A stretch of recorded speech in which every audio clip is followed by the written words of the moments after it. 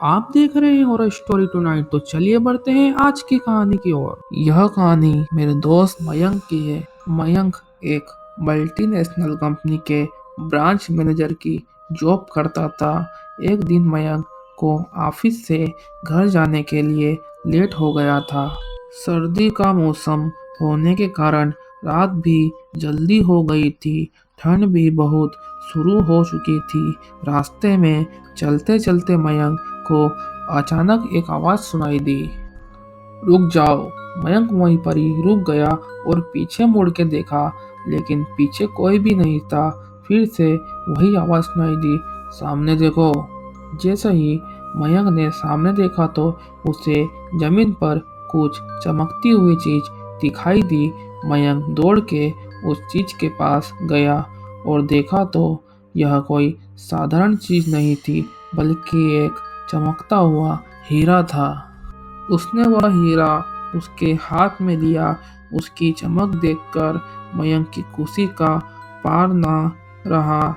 लेकिन मयंक को कहाँ पता था यह कोई साधारण है या नहीं, बल्कि एक मायावी हीरा है।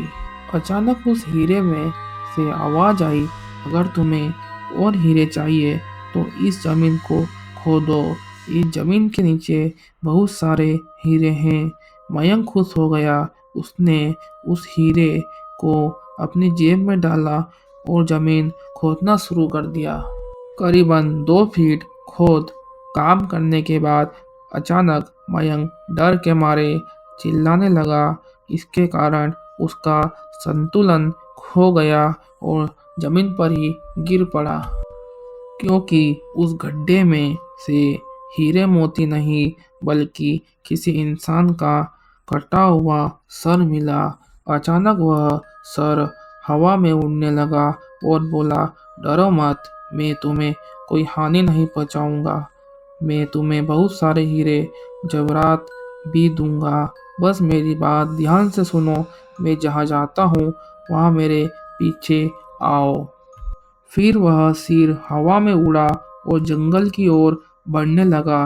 करीबन 1 किलोमीटर चलने के बाद वह सिर रुक गया। मयंक भी रुक गया। फिर उस सिर ने मयंक से कहा, इस जमीन के भीतर बहुत सारे हीरे मोती जवाहरात छुपे हुए हैं। इस जमीन पे खोद काम शुरू करो। मयंक खुश हो गया और उस जमीन को खोदना शुरू कर दिया। खोदते खोदते उस जमीन के नीचे हीरा मोती तो नहीं मिले, बल्कि उस सिर का कटा हुआ धड़ मिला। उस सिर ने कहा, अब तुम्हें एक आखिरी काम करना है, उसके बाद मैं तुम्हें माला माल कर दूंगा। तुम्हें कहीं से भी एक लोटा खून लाना होगा। मयंक ने बोला, एक लोटा खून? पर मैं एक लोटा खून कहाँ से लाऊंगा? उस सिर ने कहा, चलो मेरे साथ। वो डरावना चेहरा मयंक को साथ लेकर थोड़ी दूरी पे गया। वहां उसे एक इंसान को जाते हुए देखा। वह सिर बोला, उस इंसान को मारकर उसका खून ले आओ। मयंक डर गया और बोला, नहीं नहीं, यह मुझसे नहीं होगा। मैं यह नहीं कर सकता। अगर तुमने यह काम नहीं किया तो मैं तुम्हें बहुत बड़ी मुसीबत में डाल दूंगा। फिर तुम्हारी पूरी जिंदगी नर्क बन जाएगी। मयंक ने हाथ जोड़कर उसे कहा, मुझे माफ कर दो। अगर मैंने उसे मारा तो मुझे पुलिस गिरफ्तार कर लेगी और मुझे जेल जाना पड़ेगा। उस सिर ने अपने तंत्र मंत्र की शक्ति से एक छुरी और लोटा प्रकट किया और गुस्से से बोला, अगर तुम मेरा यह काम नहीं करोगे तो मैं तुम्हारे पूरे परिवार को मौत के घाट उतार दूंगा।